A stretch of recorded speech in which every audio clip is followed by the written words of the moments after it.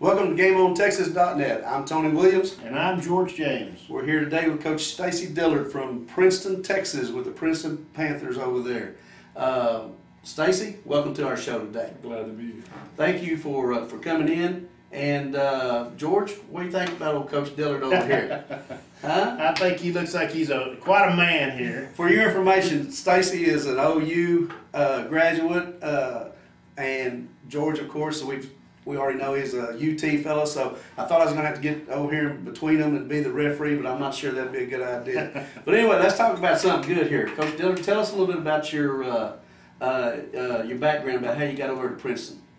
Well, originally I started out coaching at Whitewright, I guess about 7 or 8 years ago, and we ended up having a great season over there, going to the quarterfinals, and ended up moving on over to Sanger. Right. Just north of Denton. I was there for 2 years and then went back home to Clarksville, Texas, and coached there a couple of years. When McKinney Boyd came open, I knew Coach Drake, and Coach Drake hired me there originally as the head freshman coach, and ended up getting the defensive line job there. And with our success there, going to the quarterfinals and losing out against Coppers Cove, I got the head job at Princeton. Right. Well, they just had a big game in Coppers Cove this past week. It was they had them kind of had Coppers Cove on the ropes and let them get away. But hey, George, he's talking about going over to Sanger and Whitewright. He's was over there with one of our old buddies, Jody Stringer. Absolutely. Man, Jody Stringer. We think the world of Jody, and both Tony and I have had an opportunity to know him for the last several years. I'm not a coach. Tony coached some, but I never had an opportunity to coach with him. But I bet that was quite an experience. Definitely an experience with Jody. If you guys know Jody, he gets after it. And you know he's back in Whitewright now. I know he is. He's got his boat loaded, but I guarantee you he'll know how to row it before it's over. I know. I told him I feel sorry for them kids. Well, tell us a little bit about what you got going on at Princeton. Well, this is my second year at Princeton.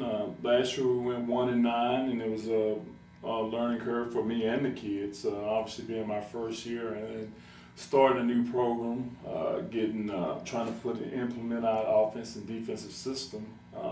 It takes time. Defensively, we ran the 3-4, and as most programs, defensively we progressed a lot faster than we did on offense. Right. I thought we had decent talent last year, but just not being in our system and knowing our program was a big negative for our kids. And and I think that's one of the big advantages of us having this year is that we've been there for a year, and they've been in our off season. They've been through our two-a-days twice, so having a better understanding of what type of kid we have and what type of offense that best fits Princeton athletes. Right. And you're 2-1. 2-1. So you're off to a big start. People like Tony and I, we like to talk about how you've turned the program around. I don't know if we're overstating that or not, but certainly things are looking a lot more promising than they have been for Princeton. Well, I definitely think we're off to a good start, and we have a lot more work to do. Like I said, I think right now our offense is starting to come together and starting to get some type of identity. Right. About midway through the season last year, I think our defense developed that identity. These next couple of weeks will tell a lot about our team. Right. You run the spread on offense? We're more of a multiple. Are you? We'll get into some power eye. We'll get in the spread. You like to run the football then a little bit? We do. We have a good sized offensive line, and one thing I like about the multiple offense is it gives us the opportunity to do what our kids do best year in and year out. Right. And our quarterback is throwing the ball well. The first game, we had 225 yards of offense throwing, and I think we only had 17 yards rushing.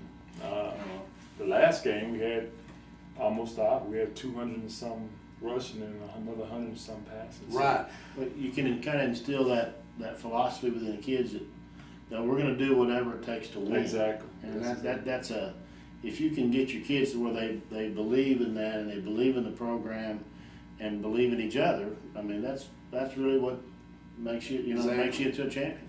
Well, you're talking about having a big line, some good linemen. George, I don't know if you remember or not. You probably slept since then, But this summer, during the 7-on-7 in the Lyman Challenge program, Right. we saw a bunch of your kids over here in McKinney in some of those activities over there. And I know you had one kid over there that won the bench press, or was second in the bench press, or always at the top in the reps on the bench press over there. I do remember that. Yeah, we definitely going into the season, we thought that would be our where we'd hang our hat on our offensive line, and you know, obviously, going into the first game, everything was still new to those guys, and as the season been progressing, we kind of moved people around, got guys in different places than we did last year, and it's starting to show. I see.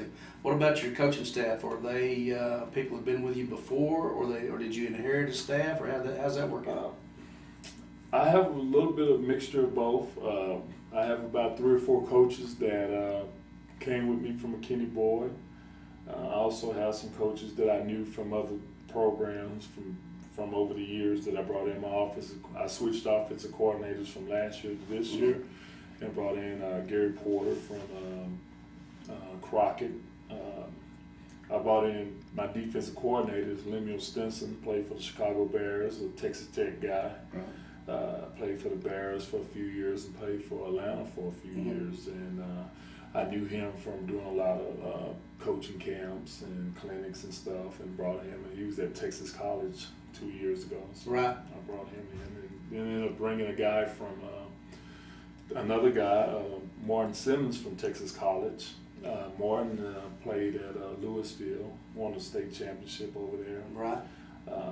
And ended up playing college football at Colorado as a tight end. So you've got some depth as far as knowledge in particularly in post high school stuff. So that's probably impressive to those kids too. They've got people you got mentors there that they really look up to. Well, they've been there. I mean, Absolutely. They've all got. It sounds like they all got pretty good resumes as being players. Exactly. You know, knowing what it takes to get it done. Exactly. Yeah, it adds to the credibility. It definitely. You know, I talk about Coach Porter. Coach Porter came in second in being newcomer of the year at Oklahoma State as a quarterback. Right. You know, and then went on and win a national championship at an NAI school. So he definitely has experience of being at the next level and coaching. He's also been a head coach at Arena Football. So, you know, not only have they coached high school, but they've been on coached college ball too. Well, sounds like you've got it going on as far as the coaching staff is concerned. Tell us about some of your kids you got over there. You know, we have Zach Rice, which is one of the big offensive linemen you're talking about. Zach's probably about 6'5", 270. He's a lot of colleges been coming in and looking at him. He has good footwork. He runs well. You know, Noel Navarez has been a great receiver for us this year.